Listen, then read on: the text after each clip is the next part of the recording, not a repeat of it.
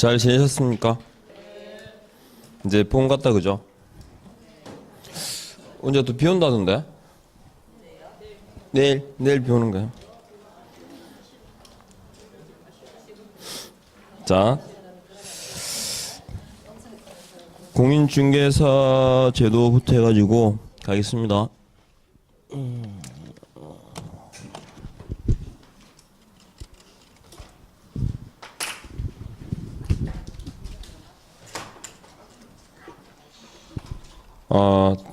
프린트물은 보셨죠? 다 보이던가 답이요?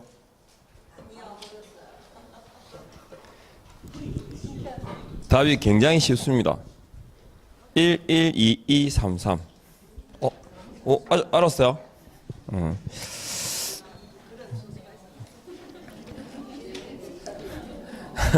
그냥 재밌으라고. 보다 보면, 답이 통일성이 보일 건데. 자, 가겠습니다. 47페이지 공인중개사 제도부터 일단 이제 주어를 잘 구분하셔야 되고요. 여기 정책심의위원회가 나옵니다. 일단 뭐 수능서를 보면 요건 그냥 제가 중요한 대로 가봅시다. 일단은 처음에 공인중개사 자격 시험에 관련된 부분에서 일단 누가 시험을 우리가 공인중개사가 되고자 하는 자는 누가 시행하는 시험에 합격해야 된다. 그죠? 시도지사가 시행하는 시험에 합격을 해야 되고 예외가 국토교통부 장관이죠. 근데 국토교통부 장관이 시험 실시권자가 될 때 그때 선택할 수 있는 방법 몇 개 있더라? 방법이 2개 있습니다. 직접 시험 문제를 출제하거나 직접 시험을 시행할 수 있고 이 경우에는 정책심의위원회 있죠. 심의위 의결을 거칩니다. 그렇죠? 여기까지. 그리고 이 둘을 묶어서 뭐라 그런다? 시험 시행기관장 그럽니다. 그러면 시험 시행기관장이다. 기관장이. 그리고 시험 의무는 위탁할 수 있죠. 그래서 위탁하는데 누구에게 하느냐. 그래서 공인중개사협회하고 그 다음에 공기업 그리고 준정부 기관에 대해서 이렇게 업무를 위탁할 수 있습니다. 그래서 시험 시행의 그 주체를 보면 원칙 그 다음에 예외 그리고 위탁 시행까지 몇 개? 3가지. 자 이렇게 일단 주어는 구분하셔야 되고요. 그리고 시험 본문에 보니까 자격증이라는 단어가 나오죠. 자격증이라는 단어가 나오면 주어는 시도지사입니다. 그 다음에 정책심의위원회 위원 있죠. 위원회 임명, 위촉, 회촉 등 요건 누구? 국장이 주어입니다. 이 둘을 빼면 시험 시행 기관장이 주어다. 일단 구분하셔야 되고 이게 시험 시행의 주체죠. 그리고 시험을 그러면 응시하는 자는 누구냐? 공인중개사 자격 시험에 응시 자격이 있습니다. 응시 자격은 제한이 있다 없다? 응시 자격 없다 그랬죠? 자격이 없습니다. 그러니까 누구나 남녀노소 국적 불문하고 시험에 응시할 수 있는데 다만 2가지가 예외죠. 자격이 뭐 된 사람, 취소된 사람, 그리고 부정행위, 이렇게 부정행위자 2가지가 있습니다. 그럼 자격 취소는 몇 년간? 3년간. 뭘 못할까요? 예, 그렇지. 아무것도 못한다. 이게 정답이고. 그 다음에 부정행위자는 몇 년? 5년간 뭘 못하죠? 시험만 못 칩니다. 중개사무소에 중개업에 종사할 수 있다 없다? 있죠. 그리고 5년인데 언제부터 5년? 네, 시험 시행일이 아니라 무효 처분일부터 5년입니다. 자, 그러면 제한이 없고 시험을 치겠죠. 응시하고자 하는 자는 뭘 제출할까요? 응시 원서를 제출할 거고 응시 원서에다가 수수료를 내겠죠. 이 수수료는 시험 시행 주체가 누군가에 따라서 3가지가 됩니다. 시도지사가 시행할 때는 시도조례, 국장이 시행하면 국장이 결정 공고하는 수수료, 그리고 위탁 시행 있죠. 이때 위탁 받은 자, 위탁한 자, 위탁 받은 자가 결정 공고하는 수수료입니다. 그리고 응시 원서 수수료를 내고 그 다음에 응시 의사를 철회하죠. 응시 의사를 철회하게 되면 철회한다. 그러면 이제 돌려줘야 되죠. 그래서 응시 수수료를 돌려줍니다. 응시 수수료 반환 기준이 나옵니다. 응시 수수료 반환 기준은 자, 통상 무슨 사항 무슨 기준으로 끝나는 건 대통령령 그랬죠. 이건 어디서? 국토교통부령에 있습니다. 그래서 응시 수수료를 돌려줄 때 전부 또는 일부 그러죠. 전부 또는 일부. 일부라고 할 때 60, 50입니까? 50, 40입니까? 그죠? 접수 마감 다음 날부터 일주일 동안, 일주일까지는 7일 이내는 60%, 시험 시행 얼마? 10일 전까지 이거 50% 이렇게 60, 50입니다. 그리고 반환 기준은 국토교통부령인데 반환 절차 있죠. 반환 절차하고 방법. 절차와 방법은 그 구체적인 내용이잖아, 그죠? 이건 어디서? 시험 시행 공고입니다. 시험 시행 공고에서 정하는 바에 따라 이렇게 됐죠. 그래서 시험을 누가 시행하고 누가 응시하는지 기본적인 내용 딱 정리되죠. 그러면 시험을 쳐요. 공개사 자격 시험을 치는데 시험은 매년 1회입니까? 1회 이상입니까? 1회 이상입니다. 그죠? 이것도 매년 1회인지 1회 이상인지 언급되니까. 그리고 1차 시험이 되면 다음 회, 다음 연도, 다음 회 시험에서 면제 받죠? 다음 해 면제입니다. 그래서 시험은 1차 시험과 2차 시험으로 나뉘는데 1차는 선택형이고 2차는 논문형이죠. 그리고 1, 2차 시험은 구분하되 동시에 시행할 수 있다. 동시에 시행하는 경우에 2차 시험도 1차 시험 방법에 의하기 때문에 1차, 2차 모두 다 선택형이다. 그죠? 그리고 동시에 시행해서 응시할 수 있지만 1차가 불합격되면 2차는 무효입니다. 불합격이 아니라 무효죠. 무효. 그 다음에 1차는 합격 결정할 때 매과목 40점 이상 평균 몇 점?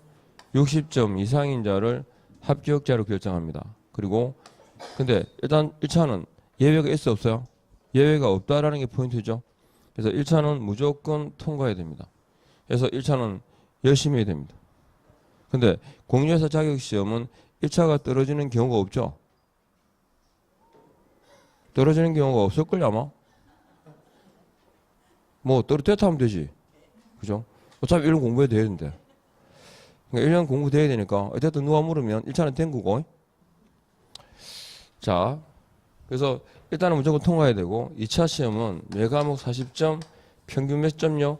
60점 이상인 자 중에서 그런데 예외가 있습니다. 2차는 올 시험에 얼마를 뽑겠다 그죠? 선발 예정 인원을 미리 공고하면 사전 공고죠. 사전 공고를 하게 되면 바로 몇 점?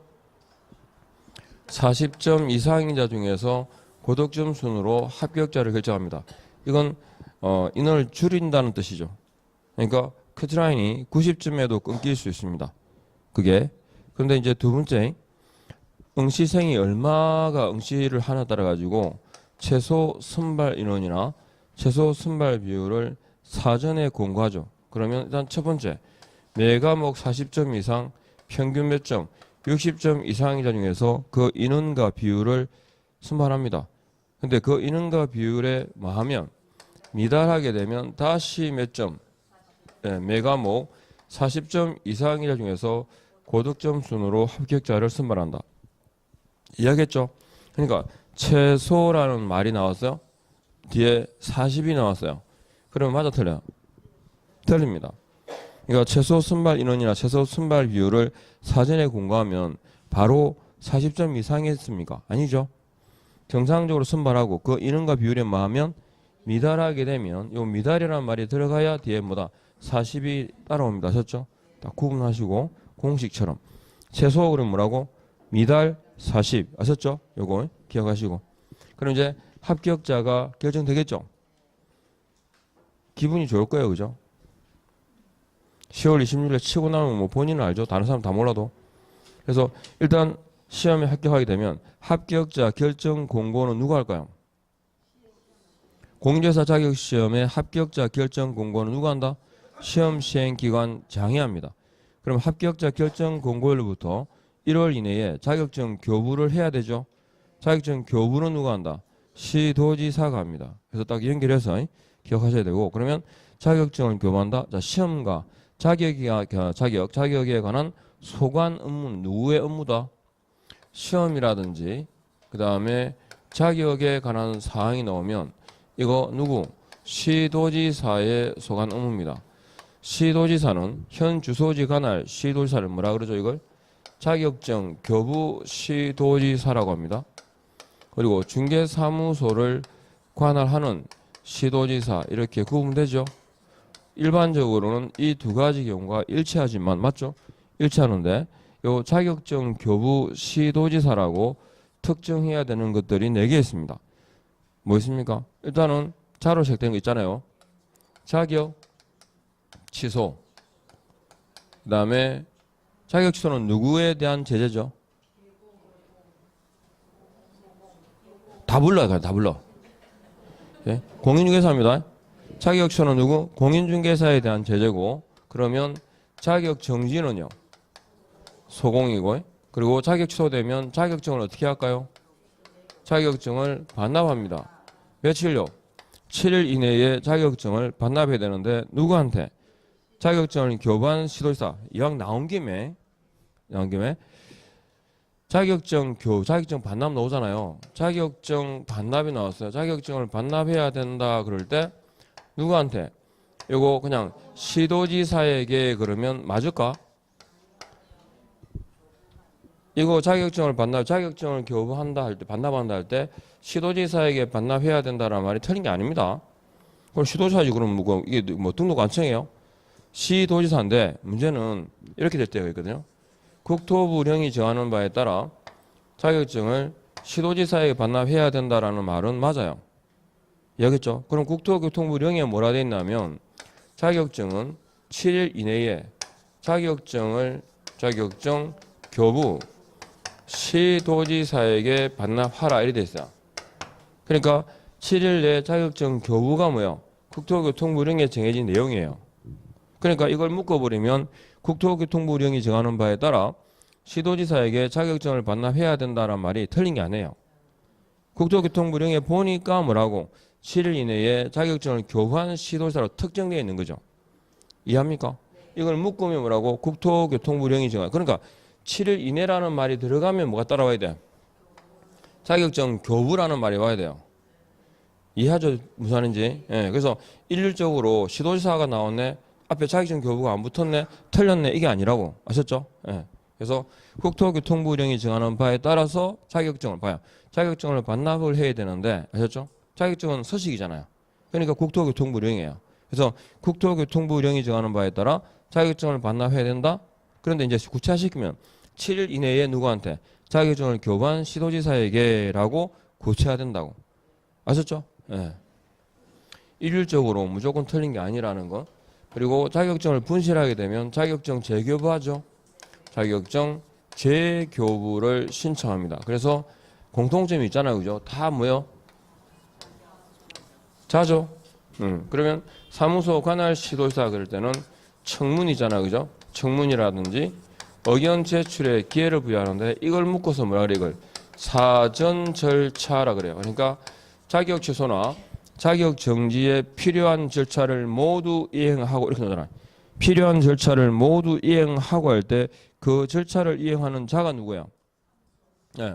사무소 관할 시도지사가 그 필요한 절차를 이행하고 이렇게 이해하겠죠? 그래서 통보를 해주면 어떻게 됩니까?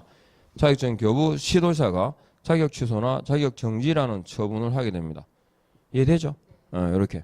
그래서 시험 치고 응시하고 합격자 결정 나고 하고 쭉 해서 그다음에 정책심의위원회가 있습니다. 정책심의위원회는 심의를 위한 거죠. 어디에 있을까요? 국토교통부에 있습니다. 둔다 둘 수 있다. 둘 수 있습니다. 임의기관입니다. 그리고 정책심의위원회의 구성이라든지 구성과 그 다음에 운영에 관한 세부적인 내용은 대통령령에 있죠. 그래서 구성은 어떻게 되냐면 위원장하고 뭐로 이루어진다?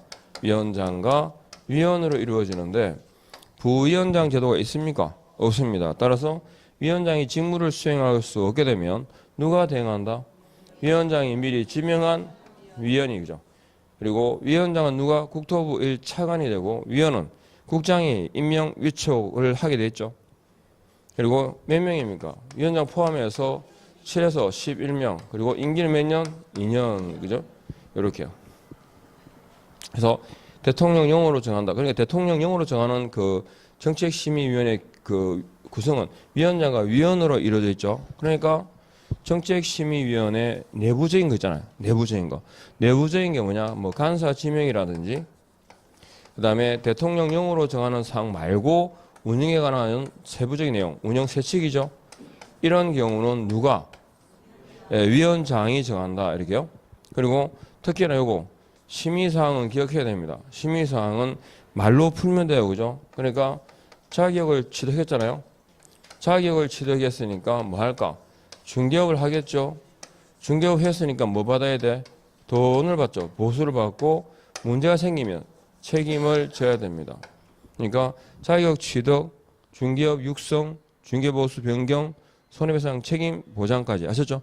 말 이렇게 네 가지를 담당하는 게 요거 심의. 그리고 이 중에서 제가 봤죠. 시험과 자격은 누구의 업무다? 시도지사 소관 업무니까 그죠? 요 자격 취득, 공개사 자격 시험 등 자격 취득에 관한 내용을 정하면 누가? 시도지사가 이에 따라야 한다 그랬죠. 그리고 정책심의위원이 안건의 당사자입니다. 안건의 당사자가 되면 공정한 심의는 힘들죠. 팔이 안으로 굽는 건 당연한 거고 밖으로 굽으면 불가집니다. 그러니까 안으로 굽는 게 정상이에요. 그러니까 아예 안으로 굽을 만한 상황을 안 만드는 게 맞는 거지. 그죠? 왜 안으로 굽었냐라고 논하는 게 아니지. 그러니까 아버지가 선생님이면 그 학교에 애가 들어오면 안 되는 거고 아버지가 교수면 그 학교에 최소한 그 과에는 오면 안 되죠. 예. 예전에 제 기억에도 있거든요. 그냥 아무래도 그죠. 그죠. 그래 그 말 하고 싶었어요. 지 새끼는 그럼 제 새끼 고슴도치도 제 새끼는 고살 맞잖아요. 그 말 들어보셨죠? 그러니까 그러다 고슴도치도 자기 새끼 털 보고 부드러워서 이게 고슴도치 털은 아프잖아요. 콕 찌르니까. 위원회 안건의 당사자인 경우는 배제시켜야 되죠. 제척 사유가 됩니다. 그럼 안건의 당사자가 공정한 심의를 기대할 수 없을 때 뭘 요구할 수 있어요? 배제시켜달라고 깊이 신청을 할 수 있죠. 그리고 위원이 안건의 당사자로서 제척 사유잖아, 그죠? 그러면 위원 본인이 스스로 뭐 해야 돼? 본인 스스로 그죠? 벗어나야 돼요. 회피해야 돼. 회피해야 돼, 아셨죠? 회피 안 하니까 국토교통부 장관이 뭐 자르는 거죠. 국장이 뭐 한다? 해촉 이렇게요. 그러니까 해촉하고 이어지는 건 회피예요, 기피예요? 회피, 아셨죠? 이렇게 공인중개사 제도에 관한 내용도 아시겠죠? 이렇게 하시고 그 다음에 등록을 갑니다. 등록 제도 갖다 보면 등록 파트에서 추가되는 게 핵심은 등록 기준하고 등록에 관련된 용어하고 있잖아요. 등록 절차, 등록 기준, 종별 변경 그리고 기억기 사유. 기억사는 별개니까. 하여튼 이렇게 내용을 기억해야 되는데 등록 이퀄 제가 뭘 했죠? 등록은 사무소라 그랬어요. 사무소라 그랬고 중개업에 종사한다는 말은 등록증이 사무소에 뭐 돼 있다? 게시되어 있다라는 의미였고 걸려 있다. 그죠? 그리고 등록의 성격 보면 일신 전속성, 대인적 처분 그랬죠? 그러니까 공인중개사법에서 무조건 금지하는 거 4개 있었죠. 뭐 이중등록, 이중소속, 양도, 대여. 근데 저는 가끔 이게 이해한 게 사람은 어쨌든 자꾸 듣는 쪽으로 기억하잖아요. 그죠? 근데 얼마만큼 본인 성격이 강한지 늘 습관적으로 공식처럼 이중등록, 이렇게 하는데 꼭 양도, 대여부터 해. 양도, 대여. 그래서 생각해요. 이중등록. 이런 것들은 생각이 필요 없는데 그냥 기계적으로 자꾸 듣다 보면 그냥 기계적으로 그냥 기억되지 않습니까? 그냥 기계적으로 기억해도 돼요. 매 듣는 대로 기억하는 게 더 편할 텐데. 이중등록, 이중소속, 양도, 대여는 등록은 취소하고 할 수 있고 하고 그죠? 몇 때문에? 1대1입니다. 그죠? 예, 그래서 등록 관련된 내용. 그리고 등록은 효력 요건이다, 적법 요건이다. 등록은 효력 요건이다, 적법 요건이다. 적법 요건이다. 그래서 보시면 자, 일반인은 중개할 수 있죠. 근데 중개는 업이 돼야 안 돼요? 중개업은 안 돼요. 금지돼 있죠. 그래서 금지돼 있고 하게 되면 이거 위법한 행위고 그러면 이때는 몇 대 몇이죠? 3대 3입니다. 등록하지 아니하고 뭐 부동산 컨설팅에 부수해서 금지는 소비 대체에 부수해서 그러면 중개업이잖아요. 근데 등록 안 하면 무등록 중개업이고 몇 대 몇? 3대 3. 무등록 중개업에 대한 보수는 인정한다 안 한다? X. 그다음에 효력 요건이 아니라 적법 요건이기 때문에 당해 거래 계약의 효력은 유효다. 그랬죠. 그래서 일반인이 등록을 함으로써 하게 되면 일단 중개업이 되죠. 허용이 됩니다. 금지 이퀄 같은 말 부작입니다. 등록함으로써 부작위를 풀어주죠. 따라서 위법한 행위가 뭐다? 적법한 행위가 되도록 해주는 절차. 등록은 효력 요건이 아니라 적법 요건이고 그럼 등록 신청하게 되면 등록은 해줘야 되죠. 기속성입니다. 근데 등록을 신청하면 등록 신청 이퀄 등록입니까? 그렇지는 않습니다. 등록 신청하게 되면 거절할 수 있는 사유가 4가지가 있거든요. 그러니까 등록 관청이 있잖아요. 등록을 해주면 다음 달 10일까지 협회에다가 통보를 해줘야 돼요. 그 사실을. 그러면 통보해주는 게 등록 신청 사항이에요? 등록증 교부 사항이에요? 등록 사항이라고 나오는 건 등록증 교부 사항을 말합니다. 등록했다라는 거예요. 아셨죠? 예. 그래서 등록 신청 이퀄 등록은 아니에요. 그러면 요 용어를 봐야 되는데 일단은 우리가 등록의 기본 절차를 한번 짚어보면 자 일단은 그죠 그 등록을 신청한다. 등록 신청은 누가 할까요? 공인중개사 또 공인중개사가 누가 한다고? 예, 법인이 합니다. 현행법상 신규 등록이 되는 건 둘밖에 없죠. 공인중개사라고 할 때는 누구를 빼고? 소공 포함 제외? 소공 제외. 그러면 법인이라 할 때는 누구를 빼고? 사회적, 법인은 영리 사단법인이거든요. 그러니까 비영리는 빼야 돼요. 사회적 협동조합 있죠? 사회적 협동조합을 뺍니다. 조합을 제외하고 이렇게. 각 하나씩 있죠. 그럼 등록 신청은 공인중개사 법인이 누구한테 할까요? 등록관청에 대해서 합니다. 등록관청은 시장군수, 이건 등록 신청자고, 등록관청은 시장군수 구청장이죠. 시장군수 구청장이라 할 때는 사무소 관할청입니까? 주소지 관할청입니까? 사무소 관할청을 말합니다. 그리고 구라고 할 때는 자치구입니까? 비자치구입니까? 둘 다. 그러니까 구라고 하는 것은 명칭상의 구를 말한다. 맞죠? 이렇게 되면 등록 신청을 하게 되면 등록관청은 거절하거나 제한하지 못한다 그랬죠? 그런데 거절하거나 제한할 수 있는 사유가 몇 개 있다고? 4가지가 있습니다. 그런 등록 신청은 딱 받으면 이때 이제 등록 기준의 적합을 여부를 따져보겠죠? 그리고 난 다음 며칠? 7일 이내에 통지합니다. 구두로 서면으로. 그럼 통지 이퀄 뭡니까? 등록이 되었다. 그죠? 그럼 등록되었다는 말은 이제 공인중개사 법인이 뭐가 된 거다? 개공이 된 거다. 그죠? 그럼 개업 공인중개사, 즉 등록의 통지를 받으면 즉시 중개업에 종사할 수 있다 없다? 없다. 왜요? 예, 사무소에 등록증이 없어요. 통지라는 말은 등록 신청이 됐으니까 등록증 받아가세요라고 문자 오는 거예요. 문자 오는 거. 그러면 등록의 통지를 받았으면 바로 업무를 개시하면 될까? 안 된다 그랬죠? 그래서 뭐 하느냐? 보정 설정을 합니다. 보정 설정에 대해서 신고하겠죠? 근데 꼭 신고할 필요가 있을까? 신고를 생략할 수도 있습니다. 자, 그러면 개업공인중개사가 그죠? 누구한테? 보정기관에 대해서 보정 설정을 하겠죠? 그러면 보정서를 받을 거고 보정기관이 등록관청에다가 직접 통보하게 되면 신고를 생략할 수 있다. 그죠? 그러니까 여기서 기억할 건 등록이 먼저예요? 보정이 먼저예요?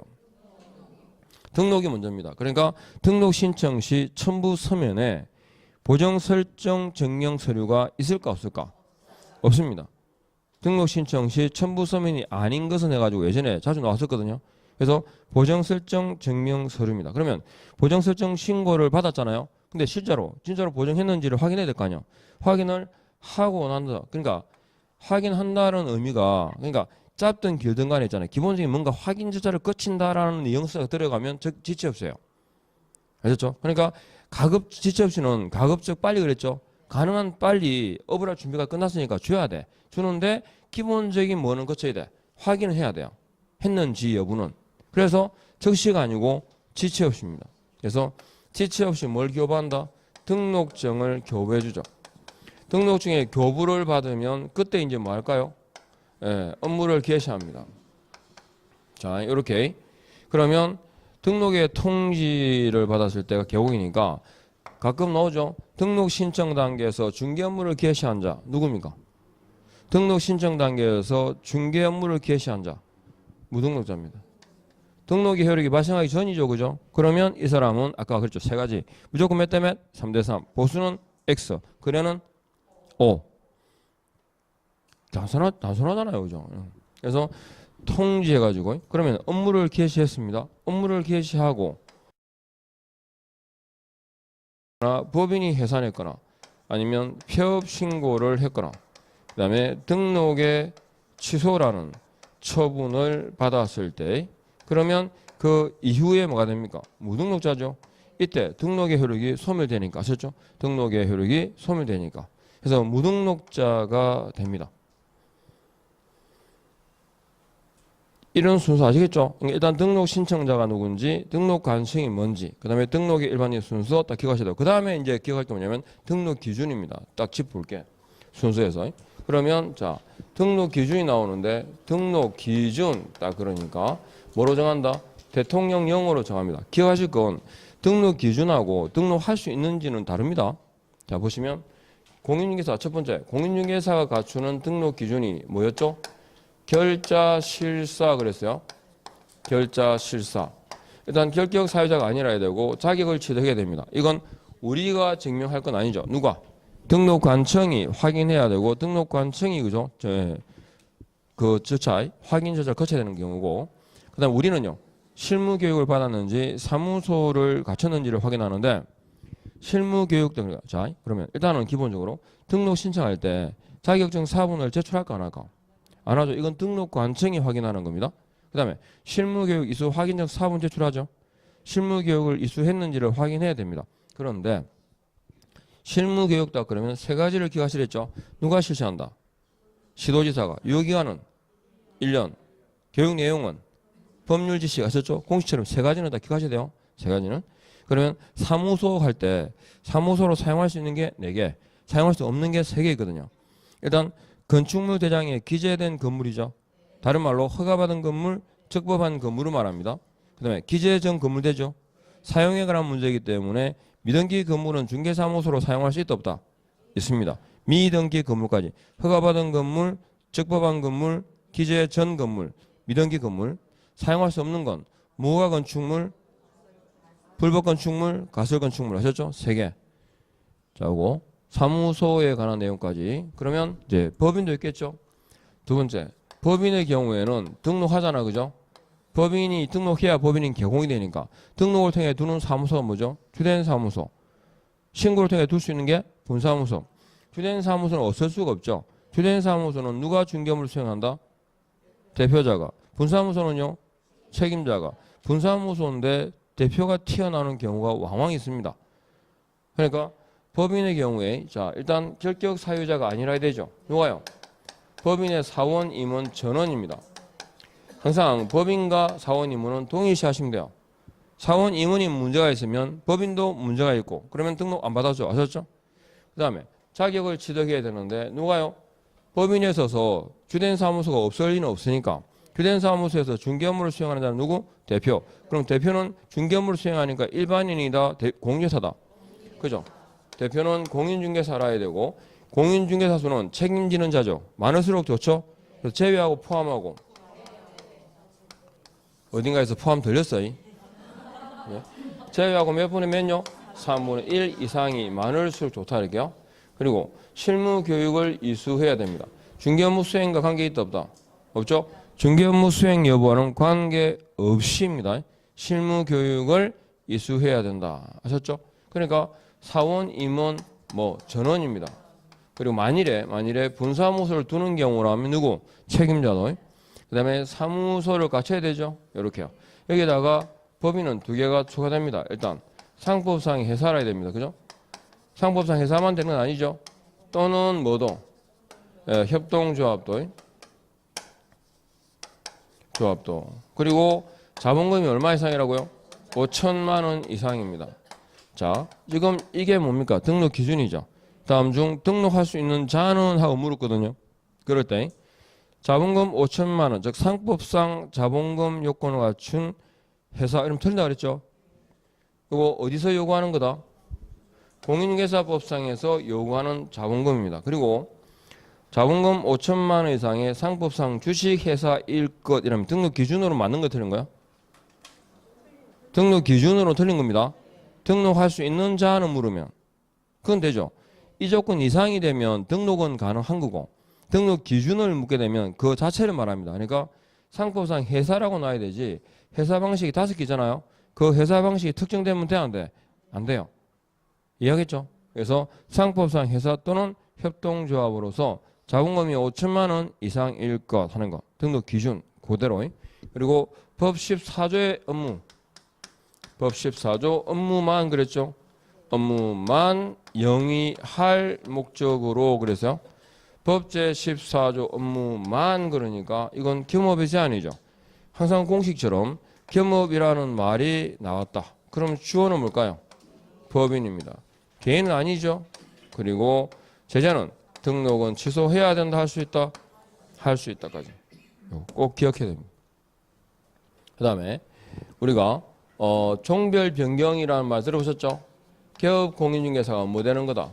개업 공인중개사가 되는 겁니다. 그러면 등록한 상태에서 개공이 돼야 되니까 등록하겠죠? 신규 등록에 의합니다.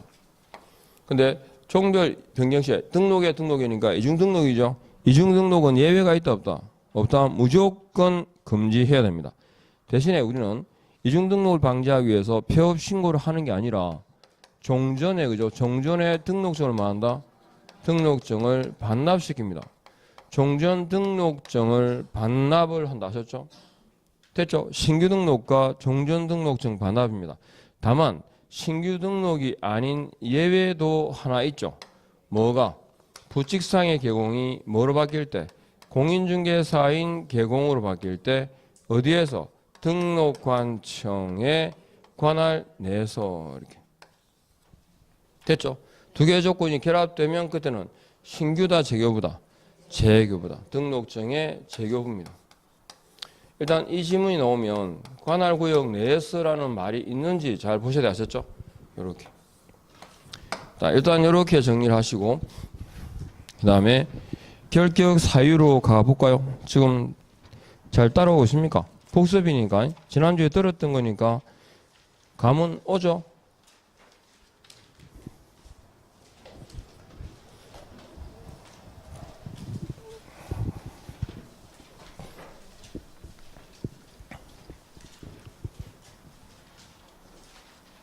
근데 많이 안 오신 것 같은데 그죠? 늘상 이 자리에 앉는 분 있었고 이제 안 와? 아파? 왜요? 헐?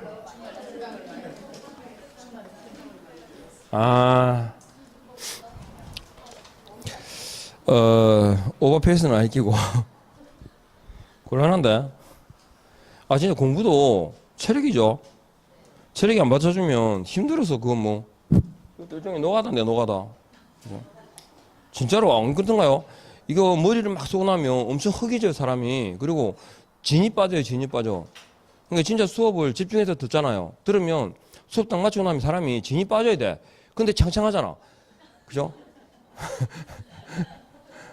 예. 그건 뭐 좋은 거 먹어서 그렇죠. 자, 법제 10조에 결격 사유 일단 안 흔들려야 되는데 결격은 뭘 할 자격이 있다는 거요?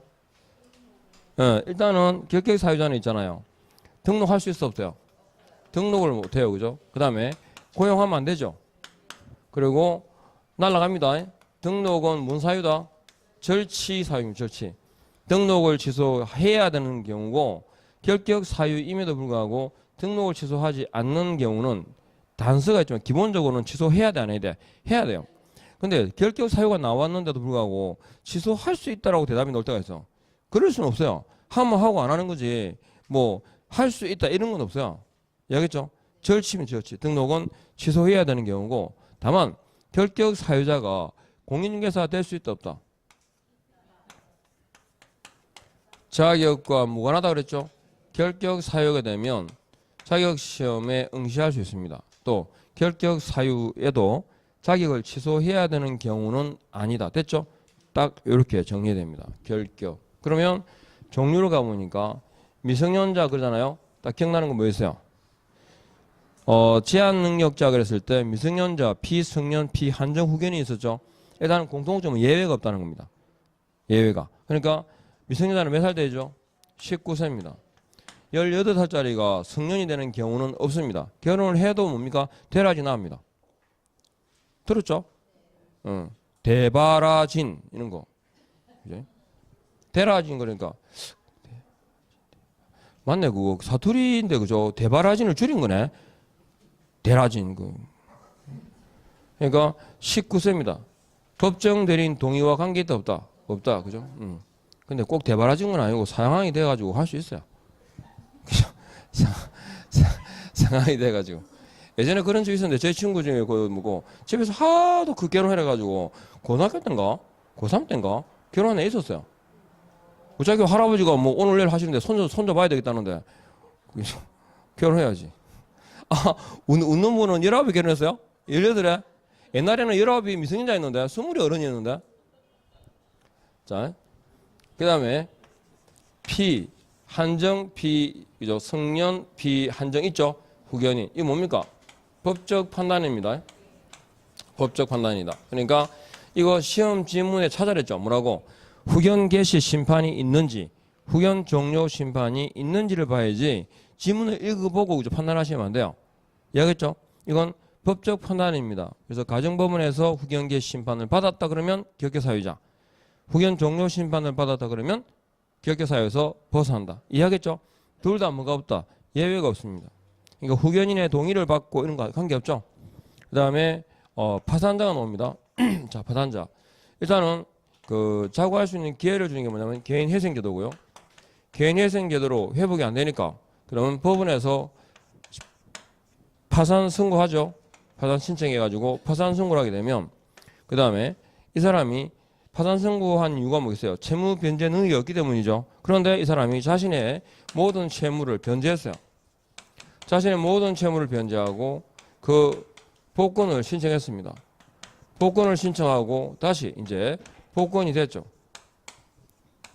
이 사람이 결격 사유자가 되는 때가 언제입니까? 결격 사유자가 되는 때. 그죠? 이때입니다. 그러니까 개인회생제도는 결격 사유랑 관계 있어 없어요? 없죠? 그 다음에 자신의 모든 채무를 변제했다. 복권 신청했다 관계없이 언제 벗어난다? 복권되었을 때 벗어납니다. 자동 복권돼 있죠? 파산 선고받고 몇 년? 10년이 경과되었거나 면책 결정을 받게 되면 자동 복권이 됩니다. 됐죠? 예전에 한번 저 문제가 나왔었거든. 개인회생제도하고 이렇게. 자, 신문에 언급되면 다 나왔던 것들이에요. 이런 것들이. 일단은 여기까지 이해하시겠죠? 그 다음에 수용자가 나옵니다. 수용자는 일단 뭐 이상이라야 됩니까? 금고 이상이라야 됩니다. 그러면 금고 이상은 사형징역 금고밖에 없잖아요. 그럼 만일에 이제 시험에 벌금이 나왔다. 제가 벌금 딱 나오면 이거 결격 사유 아니랬죠? 아닌데 결격 사유인 경우가 있죠. 이 경우에는 세 가지가 딱 따라와야 돼요. 벌금을 딱 보는 순간 제일 먼저 기억할 건 이 법인가 저 법인가. 그죠? 금액이 얼마 이상인지 300 이상인지 그리고 합산선고입니까 분리선고입니까? 분리선고 해가지고 몇 개? 딱 세 가지가 기억나야 됩니다. 그리고 금고 이상인지를 따질 때 수용자에서 이 법 저 법 상관이 있어 없어요? 상관없어요. 그냥 징역형을 선고받았다 그러면 이 사람은 그냥 수용자입니다. 아셨죠? 결격 사유자입니다. 공인중개사법에 위반해서 도로교통법 위반으로 상관없어요. 이해하겠죠? 이 법인가 저 법인가 따지는 건 딱 두 개입니다. 벌금하고 그다음에 자격 취소할 때. 자격 취소할 때 징역형이 있죠. 그냥 단순한 징역이 아니라 뭐다? 공인중개사법의 위반으로 징역형을 선고받은 경우에 왜 그러겠어요? 자격 취소되는 경우는 없다는 거예요. 기본적으로. 징역 또는 벌금이고 징역 또는 벌금이잖아요. 죄질이 아주 나빠가지고 진짜 뭐 근데 문제는 공인중개사법에 위반해가지고 징역형 선고받는 경우는 극히 희박합니다. 마찬가지로 봐봐요. 벌금 있잖아요. 이것도 취소 요건을 강화시킨 거예요. 즉 뭐냐 일반적으로 벌금 받아가지고는 등록이 날아가는 경우가 없다는 겁니다. 원래는 이게 법 개정된 내용을 딱 보면 예전에 처음에 벌금이었어. 그냥 벌금은 받으면 날아갔어요. 그러니까 너무 쉽게 날아가는 거야. 그래서 뭐라 했냐면 앞에 이 법을 딱 붙였어요. 공인중개사법에 의한해가지고 벌금형 그러니까 그래도 날아가. 그래서 이제 금액을 올렸어요. 300 이상 일하에 날아가 이렇게 이야기했죠. 근데 300 이상 되고 또 날아가. 그래서 합산이 아니고 분리 선고시킨 거야. 규제 완화 차원에서. 그러니까 등록에 취소가 되는 경우를 거의 줄인 거죠. 계속 이게 단순하게 벌금 받아가지고는 안 날아가게 업은 계속 할 수 있게 이야기했죠. 징역도 마찬가지예요. 처음에는 징역이었거든요. 처음에 벌금이었거든요. 그러다가 뭐라고 징역 세졌어. 그런데도 이제 자격이 날아가는 경우가 생기잖아요. 그래서 어떻게 앞에 이 법이랑을 딱 붙였어요. 최소한 중개받아가 자격이 날아가는 경우는 극히 드물어요. 제일 쉬운 거 빌려주면 돼요. 대여. 대여라는 게 뭐죠? 자격증 자체를 빌려주는 거죠. 이렇게 해서 딱 보면 돼. 벌금. 그러면 이제 실형 선고가 나옵니다. 실형 선고다 그럴 때 선고 전입니까 후입니까? 후고 이거 확정 판결입니다. 그죠? 확정 판결을 말하고 그 다음에 선고 효력이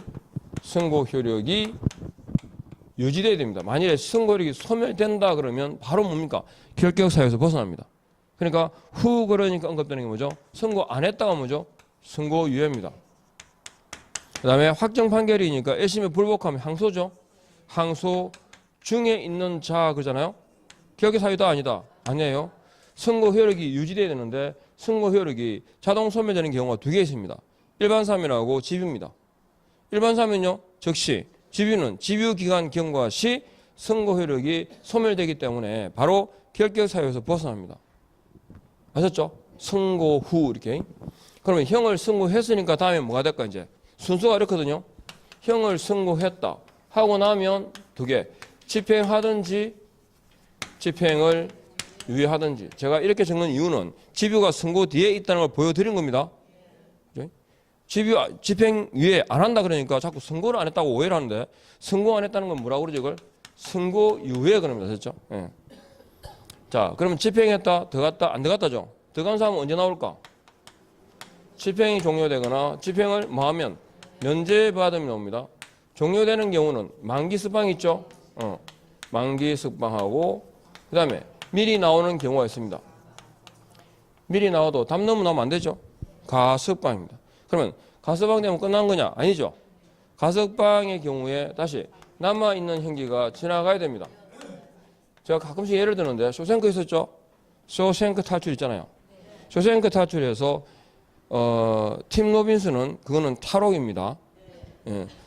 미리 나온 게 아니고. 근데 모간 프리먼은 가석방 된 거거든요. 사형수였거든요. 무기수 됐다가 이제 뭐 나왔죠. 근데 가석방 됐는데 그 사람은 원래 그 마지막 그 장면 보니까 그 동네를 떠나죠. 그죠? 차 버스를 타고. 그때 당당해가지고 표 끊는가요?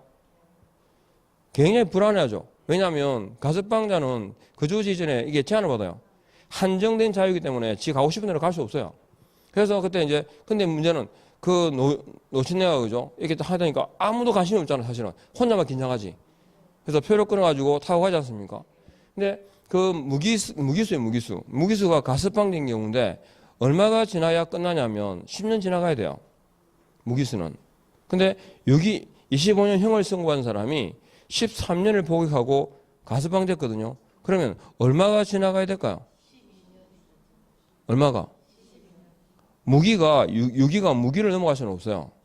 무기수가 10년이잖아요. 그러니까 예를 들어서 가석방된 후 13년이 경과가 된 자 이러면 기억기 사유자일 거 아닙니까? 아니에요. 가석방의 이 잔여 형기가 길어도 몇 년이라고? 10년이에요. 10년을 초과할 수는 없어요. 무기수가 10년이니까. 그래서 이렇게 끝나면 다시 몇 년? 3년 지나가야 됩니다. 그래서 가끔 언급되는 게 이거죠. 가석방되고 3년이 기용가 되었다. 결격 사유자입니까 아닙니까? 그죠? 아직까지 자녀 형기가 더 지나가야 됩니다. 이렇게요. 그 다음에 면제되는 경우가 뭐다? 특별 사면입니다. 특별 사면되고 끝난 게 아니죠. 다시 몇 년? 3년입니다. 이렇게요. 그리고 특별 사면 나오면 뭐다? 일반 사면 나오죠. 일반 사면은 국회 동의를 받고 사면되면 소급해서 선고 효력을 소멸시켜 버립니다. 그래서 언제 벗어날까요? 적시, 그죠? 적시 그러니까 기억나는 거 있죠? 적시 처리기한 적시인 경우가 제가 세 가지를 말씀드렸는데 일반 사면 적시, 적시 재교부, 적시 반환 그래가지고 말씀드렸어요. 그래서 일반 사면 적시입니다. 그리고 집유는 유예 기간이 지나가면 되죠. 유예 기간이 경과되면 역시 소급해서 선고 효력을 소멸시킵니다. 두 개의 공통점은요. 플러스가 없다. 더하기가 없어요. 일반 사면 적시 집유기간 경과 시까지 하셨죠. 그리고 형기 계산은 초일 산입 불산입, 초일 산입입니다. 그리고 여기까지 했어요? 뒤에 입법 했어? 입법에 의한 처분 안 했죠? 했어 안 했어요? 했어? 그러니까 기억해야 할 게 있어요. 왜냐하면 이게 의미가 있기 때문에. 자, 그러면 자격 취소됐죠? 그럼 몇 년간요? 3년간은 뭐가 될까요? 3년간은 결격 사유가 됩니다. 됐죠? 그러면 결격 사유는 뭘 해야 된다? 저기 등록을 뭐 해야 되는 사유다? 예, 등록을 취소해야 되는 거죠. 등록 취소 사유가 됩니다. 그럼 다시 몇 년이죠? 3년간은 중개업에 종사할 수 없는 결격 사유입니다. 됐죠? 이게 자격 취소된 게 2016년도, 그죠? 이게 11월 2일이었고, 등록 취소된 게 2016년도 12월 2일이었습니다. 이렇게. 그리고 자격 취소되면 항상 그 등록을 함께 취소하여야 한다. OX. 옵니다. 항상입니다. 항상 그러니까 뭔가 예외가 있을 거 아닐까? 이런 생각하면 안 되죠. 왜? 결격 사유인데 자격 취소 안 하는 경우는 없어요. 해야 돼, 기본적으로. 아셨죠? 그러면 결격 사유니까 항상 등록 취소로 이어져요. 문제는 등록 취소가 되면 항상 그 자격도 함께 취소해야 된다라는 건 사실은 그런 건 틀린 거죠. 근데 등록 취소가 되더라도 자격 취소로 갈 수는 있어요.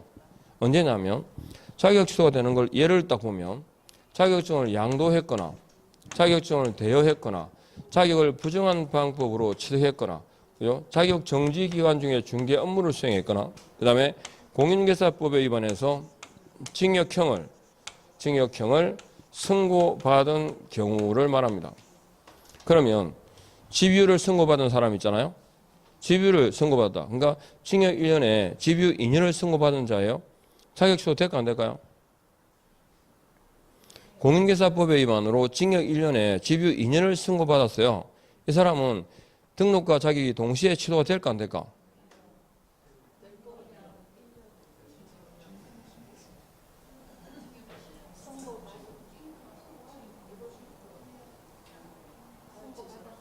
그렇죠? 그러니까 그래서 제가 적은 거예요. 집유라고 헷갈리지 말라고. 집유를 선고받다 말은 징역형 선고한 거 아니에요. 형을 선고한 거예요. 그죠? 집유는 선고 다음 단계예요. 그러니까 징역 1년에 그죠? 공인중개사법에 위반으로 징역 1년에 집유 2년을 선고받은 자는 그 자격과 등록을 함께 취소해야 한다. 왜 그래서? 맞죠? 이 법에 위반 징역형 선고받는 거 맞잖아요. 집유니까. 그러면 결격사유 맞죠? 결격사유는 등록 날라가야 되죠. 그렇게 해요. 그 경우라야 등록과 자격이 동시에 날아가는 거죠. 그러니까 양대 부정이 해가지고 이 5개 중에서 등록과 연관되는 건 뭐밖에 없어요. 이거 하나 있어요. 이건 다 오로지 뭐다? 자격에 관한 경우니까. 그러니까 등록 취소가 되면 자격 취소로 이어질 수 있다라고 하는 건 뭐냐면 공인중개사법에 3대3이나 1대1 있죠. 이렇게 위반이 되면 그러면 보통은 벌금형에 그치니까 그죠? 벌금형 선고로 끝날 거예요. 근데 재질이 안 좋구나 그러면 징역형을 선고할 가능성이 있죠. 그럼 만일에 3대3 1대1 해가지고 어떻게 징역형을 선고받잖아요. 징역형을 선고받으면 이게 이제 뭐 됩니까? 결격 사유죠. 결격 사유는 어떻게 됩니까? 등록조 취소해야 되지만 동시에 뭐도 자격 취소까지도 이어지는 거죠. 이 경우는 극히 희박한 거잖아요. 갈 수는 있어. 그러니까 자격 취소는 항상 등록 취소로 이어진다고 맞는 거고, 다만 등록 취소가 되면 그 자격도 함께 취소할 수 있다는 건 맞는데 취소한다 그러면 이거 틀린 거죠. 그러니까 기본적으로 화살표는 이 방향으로만 기억하면 돼요. 그리고 등록 취소가 되면 3년이라는 기간을 제공받잖아, 그죠? 근데 등록 취소가 되고 3년이라는 기간을 적용하지 않는 거죠. 3년이란 말이 나오면 틀린 지문도 있습니다. 어떤 게 있냐 그러면, 자, 사망했거나 해산했죠. 그러면 등록의 효력은 자동 소멸입니다. 맞죠? 자동 소멸이지만 등록 취소라는 절차를 거쳐요. 외부 공시 때문에. 그럼 이 사람이 3년 뒤에 살아날까요? 그냥 끝입니다. 이거 없죠? 그 다음에 등록 기준의 미달입니다. 기준 미달이 되면 원래는 상치거든요. 등록을 취소할 수 있는데 중복되면 등록이 날아갑니다. 그래서 등록이 취소가 되었다. 이때도 3년 기다릴 필요 없이 뭘 갖추면,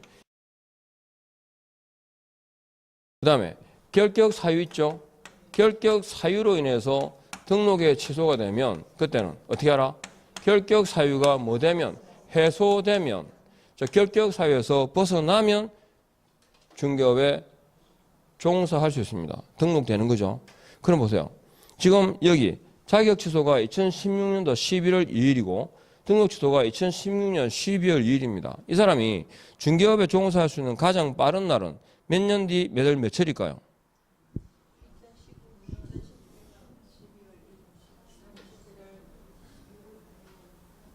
지금 등록에 취소가 된 이 원인이 뭐죠? 원인이? 아니 그 앞에 뒤에 등록 취소 앞에 결격되어 있죠. 그럼 결격 사유로 인해서 등록에 취소되면 언제 벗어난다고? 해소되면 원인이 없어지면 이 뜻이에요. 원인이 언제 뭔데? 자격 취소. 자격 취소로 인해서 시작된다고. 그러니까 이 경우로 언급되는 예가 보통 두 개거든요. 자, 공인중개사법의 위반으로 벌금형을 선고받아 등록 취소 처분을 받은 자는 그랬죠. 또 이걸 보고 300만 원 안 들어갔는데 이런 곤란합니다. 공인중개사법의 위반으로 벌금형을 선고받았는데 등록이 날아갔다는 말은 300만 원 이상이라는 뜻이겠죠. 그걸 또 막 따지고 그래야 돼. 벌금이 선고받았어. 그러면 등록이 취소가 됐어요. 이 사람은 등록 취소 후 3년이겠어요? 벌금형 선고일부터 3년이겠어요?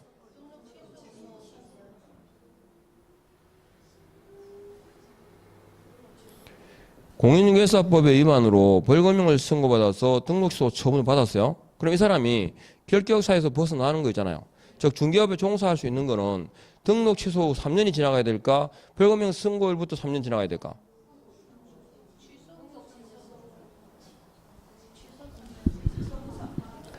등록을 취소된 이유가 뭐라고? 벌금형 선고받은 경우를 했잖아요. 그러면 공인중개사법에서 300만 원 이상의 벌금형을 선고받은 걸 뭘 한다고? 결격 사유라 그래. 맞죠? 그러면 결격 사유로 인한 경우는 언제 벗어난다고?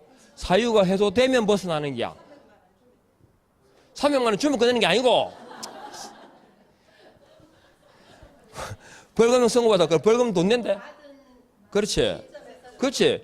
아니 그러니까 벌금으로 인해 가지고 결격 사유 됐잖아요. 그러면 그 원인이 없어지는 거예요. 원인이. 그럼 벌금형 선고된 날부터 몇 년 지나면 돼? 3년 지나면 끝나는 거지. 등록 취소로 인한 3년이 끝나는 게 아니라고. 예를 들어서 가정법원에서 있잖아요. 피성년 후견, 즉 성년 후견 개시 심판을 받은 거예요. 그럼 이 사람이 등록 취소됐어. 맞죠? 결격 사유니까. 그럼 이 사람이 1년 뒤에 아니면 3년 뒤에 정상으로 돌아올까 안 올까? 3년 뒤에 정상으로 돌아와요? 모르지. 그러니까 등록 취소 3년이라면 안 되지. 결격 사유에서 벗어나면 그래야지. 그죠? 벗어나면이 돼요. 이때부터 3년. 벌금 선고도 아셨죠? 네. 눈이 이렇게 아시겠죠? 네. 그러니까 결격 사유는 사유가 뭐 되면 해소되면 벗어나면 이렇게요. 이 뜻을 아시겠죠? 해소되면. 근데 요거하고 하나가 또 이제 자주 나오는 게 그 지문 벌금형의 경우하고 이거요. 폐업전 위반 있죠?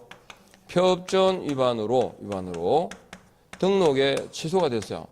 자, 이때는 항상 생각하실 때 3보다 짧다 그러면 돼요. 3보다 짧다. 왜 3보다 짧으냐? 그러니까 폐업전 위반의 경우 있잖아요. 이때는 3년에다가 폐업기간을 빼줍니다. 예를 들어서 등록에 그죠? 등록을 하고 업을 하다가 이 사람이 폐업을 했거든요. 폐업을 하고 2년을 쉬었어요. 그리고 다시 등록합니다. 다시 하니까 재등록 그러죠. 재등록의 경우에는 종전 개공의 지위를 승계하거든요. 승계한다라는 의미가 뭐냐면 요 폐업 이전에 있었던 등록 취소라는 위반이 있었으면 요걸 재등록하는 시점에 등록 신청을 수리하면서 동시에 날려버립니다. 그러니까 등록 신청을 수리하고 동시에 뭐가 된다고? 등록 취소라는 처분이 되는 거죠. 그럼 몇 년간은요? 3년간은 일을 못해요. 그죠? 근데 어차피 취소 처분은 3년간 일을 못하게 하는 게 목적이잖아요. 그래서 규제 완화 차원에서 어차피 쉬었으니까 빼주자 이렇게 되면 빼주자. 그래서 폐업 기간을 빼는 거죠. 이렇게. 그러면 어쨌든 등록 취소 처분을 받았다 하더라도 무조건 3보다는 짧아야 돼 기간이. 맞죠? 재등록이란 말 안에 폐업이라는 의미가 들어있으니까. 그래서 시험에 나오는 지문 중에 아까 그 벌금 입자를 하고 이게 자주 나와요. 등록 취소. 그러니까 폐업전 위반으로 등록 취소 처분을 받은 경우에는 등록 취소 후 3년간 중개업에 종사하지 못한다. X는 가시겠죠? 무조건 3보다는 짧겠죠. 그래서 요 네 가지가 나오면 뒤에 그죠? 이 뒤에 지문에 등록 취소하면 3년이라는 말이 올 수가 없어요. 아셨죠? 이건 3보다 짧고 가석방은 3보다 길고 지난주는 몰랐고 오늘에서야 알았죠? 기억해야 됩니다. 자, 그 다음에 이제 이 공인중개사법에 처분할 때 두 개를 비교할 게 있는데 우리 자격 정지 받았죠? 자격 정지 중에 있어요. 이 사람은 소공이잖아, 그죠? 결격 사유자가 돼요. 그런데 업무 정지를 받으면 그 자체가 결격 사유자는 안 해요. 업무 정지 받았다는 말은 이 사람이 개공이죠. 개공이 업무 정지 기간 중에 뭘 하잖아요. 그럼 어떻게 돼? 바로 날려버려요. 그러면 규제를 할 수 있죠. 근데 업무 정지를 받고 이 사람이 뭐였냐? 폐업 신고했어요. 폐업 신고하게 되면 이 사람은 이제 일반인이에요, 개공이에요. 일반인이죠. 일반인이기 때문에 규제가 안 돼. 일반인으로 중개업에 종사하는 자를 뭐라 부르죠? 일반인으로 중개업에 종사하는 자를 중개보조원 그래요. 중개보조원 딱 그러면 기계적으로 두 가지를 X 했죠. 행정처분 X, 과태료 X 그랬어요. 그러니까 폐업 신고해버리면 일반인이기 때문에 규제가 안 돼요. 그죠? 그래서 뭐로? 결격 사유로 묶어 놓는 거야. 왜? 다른 개공이 이 사람을 고용하게 되면 고용한 기업 공인중개사가 업무 정지 유효를 받습니다. 그러니까 고용할 거다 안 할 거다? 안 할 거다 보는 거죠. 그래서 업무 정지 뒤에 뭐가 와야 되죠?